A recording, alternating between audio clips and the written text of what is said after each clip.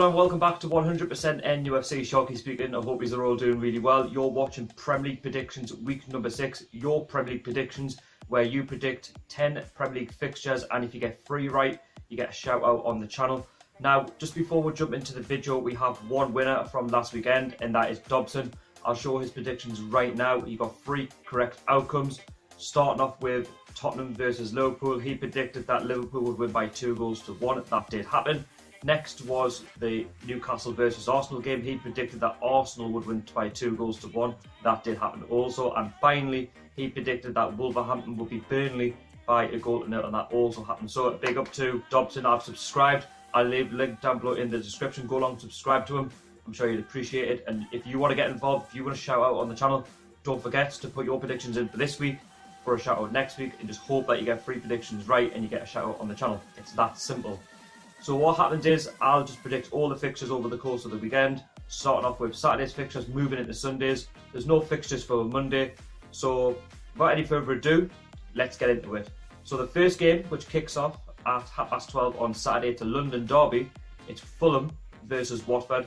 Now Fulham and Watford are doing alright this season. You know, Fulham, you lost by 2-0 to Manchester City, which is no disgrace considering Man City have got a good squad.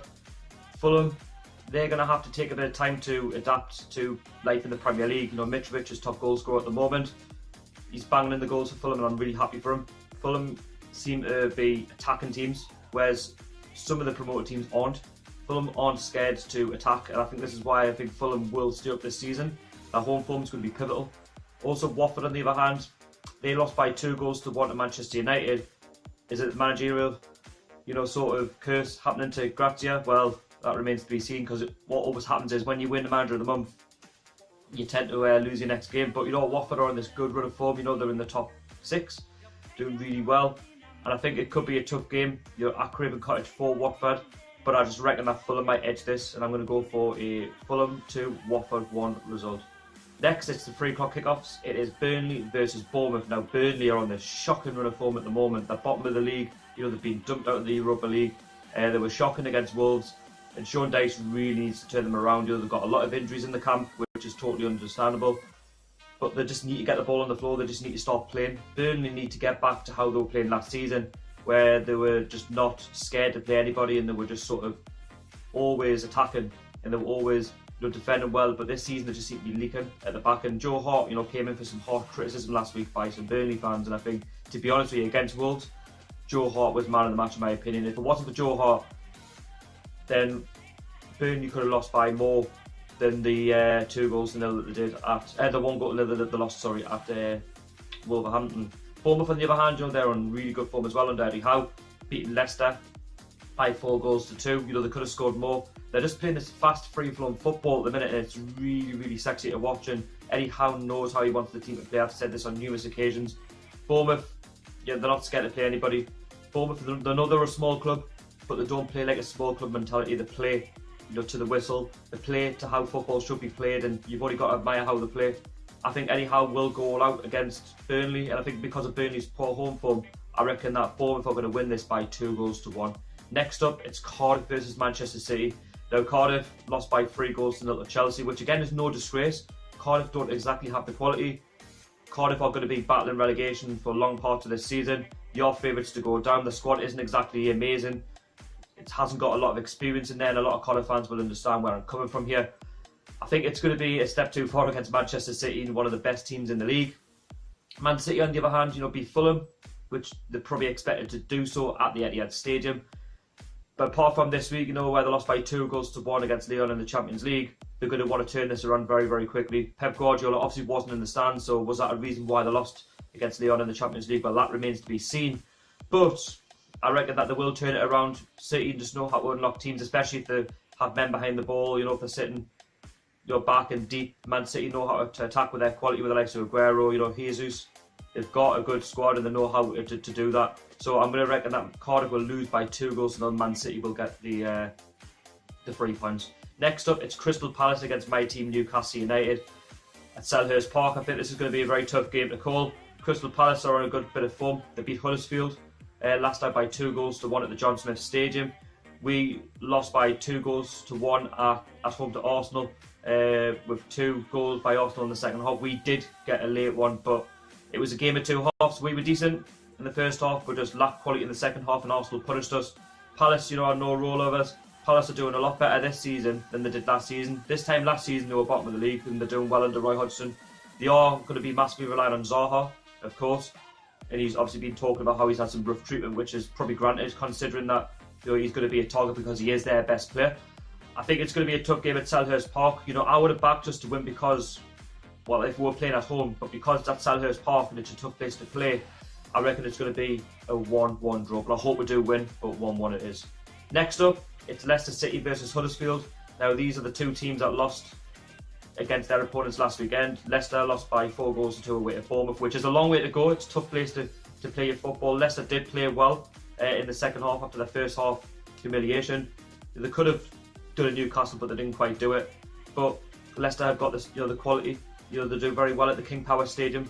I reckon Leicester will turn it around. You look at Huddersfield, they're not exactly on the best run of form. A bit like Cardiff, a bit like us. They're going to be favourites to go down this season because of the lack of quality in the team.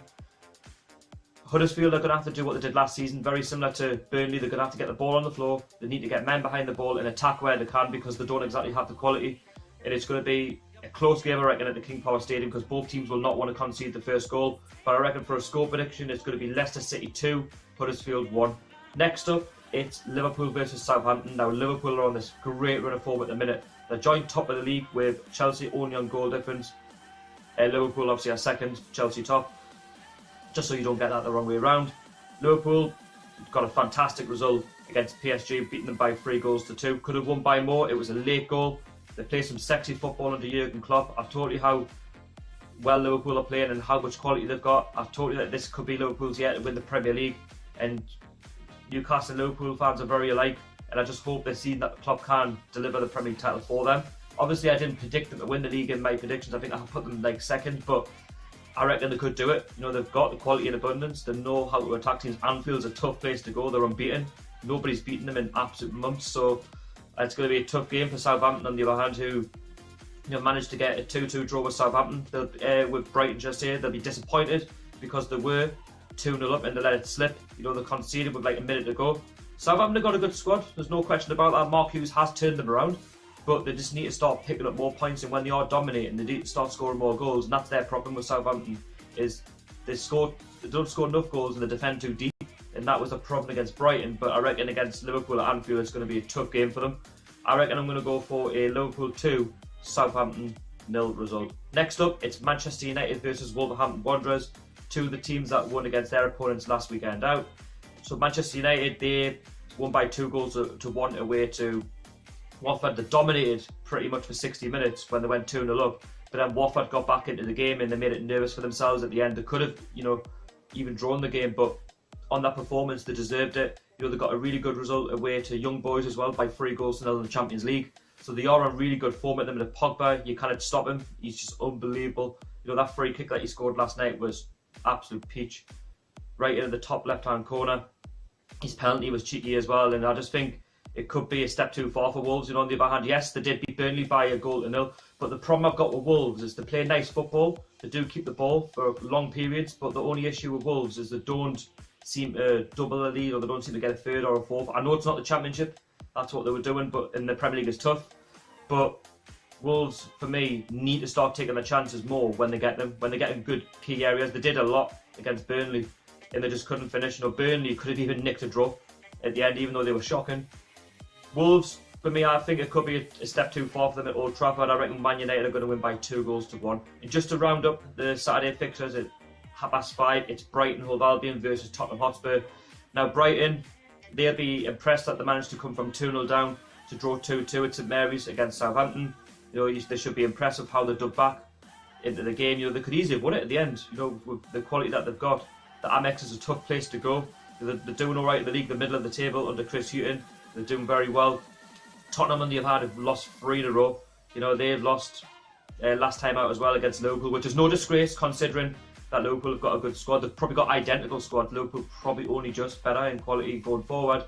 But they also let it slip against Inter Milan as well in the Champions League, and before that they lost by 2-1 to Watford, so they need to turn this around very, very quickly. Pochettino got some stick in the press conference that apparently he was negative in his substitutions. Maybe he was against Inter Milan, but this is a game that they should have won. Tottenham, for me, were by far the better team. They had the most quality in the game. But in the Champions League, you can't sit back, and teams like Inter Milan will punish you. And I just think against Brighton, it could be a tough game. You know, and I think it's on BT, Sky Sports. Brighton are a tough team to play at the Amex Stadium. I reckon it's going to finish 1-1. Then we'll go into the final two games, which kick off on Sunday. The first one at 1:30. It's West Ham versus Chelsea. Now, West Ham got the first win of the season last time out against Everton. They fully deserved the win. They were by far the better team. It was only if and when they were to get the first win under the belts.